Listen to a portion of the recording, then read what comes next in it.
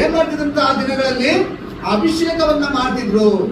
ಅಭಿಷೇಕ ಅಂತಂದ್ರೆ ನಾವೇನೋ ಬೇರೆ ರೀತಿ ಅರ್ಥಗಳನ್ನ ತಿಳ್ಕೊಳ್ತೇವೆ.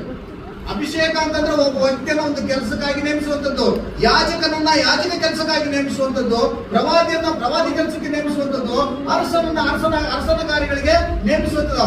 ಆ ನೇಮಿಸಿದಂತ ಕೆಲಸಗಳಲ್ಲಿ ಇರುವಂತವನೇ ಅರಸನು, ಆ ನೇಮಿಸಿದಂತ ಕೆಲಸವನ್ನ ಮಾಡುವಂತವನೇ ಯಾಜಕನು, ಆ ನೇಮಿಸಿದಂತ ಕಾರ್ಯಗಳನ್ನ ಕಾರ್ಯ ಮಾಡುವಂತವನೇ ಪ್ರವಾದಿ.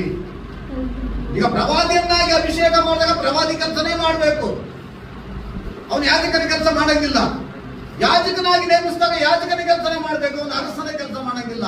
ಅರಸನಾಗಿ ನೇಮಿಸಿದವನು ಏನ್ ಮಾಡ್ಬೇಕು, ಅರಸನ ಕೆಲಸನೇ ಮಾಡಬೇಕು, ಅವನು ಯಾಜಕನ ಕೆಲಸ ಮಾಡಂಗಿಲ್ಲ. ಹಳೆ ಒಡಂಬಡಿಕೆಯಲ್ಲಿ ನಾವು ನೋಡ್ಬೇಕಾದ್ರೆ ಈ ಅಭಿಷೇಕಕ್ಕೆ ಬಹಳವಾದಂತ ಪ್ರಾಮುಖ್ಯತೆ ಇತ್ತು, ಬಹಳವಾದಂತ ಪ್ರಾಮುಖ್ಯತೆ. ಅನೇಕರು ಏನ್ ಮಾಡ್ತಿದ್ರು, ಈ ಅಭಿಷೇಕ ತೈಲವನ್ನ ಒಂದು ದನದ ಕೊಂಬಿನಲ್ಲಿ ಇಲ್ಲ ಕುರಿಯ ಕೊಂಬಿನಲ್ಲಿ ಏನ್ ಮಾಡ್ತಾರೆ, ಎಣ್ಣೆ ತುಂಬಿಕೊಂಡು ಯಾವಾಗಲೂ ತಮ್ಮ ಬಳಿಯಲ್ಲಿ ಇಟ್ಕೊಳ್ತಿದ್ರು. ದೇವರು ಯಾವಾಗ ಯಾವ ವ್ಯಕ್ತಿನ ಅಭಿಷೇಕ ಮಾಡುತ್ತೆ ಹೇಳ್ತಾರೋ ಆ ವ್ಯಕ್ತಿನ ಅಭಿಷೇಕ ಮಾಡ್ತಿದ್ರು. ಹೋಗಿ ಅಭಿಷೇಕ ಮಾಡಿದ್ರೆ ಎಣ್ಣೆಯನ್ನ ಸುರಿಯುವಂತದ್ದು. ಯೇಸು ಸ್ವಾಮಿಗೆ ತಂದೆಯಾದ ದೇವರು ಹೇಗೆ ಸುರಿದ್ರಂತಂದ್ರೆ ಪರಮಾನಂದ ತೈಲ.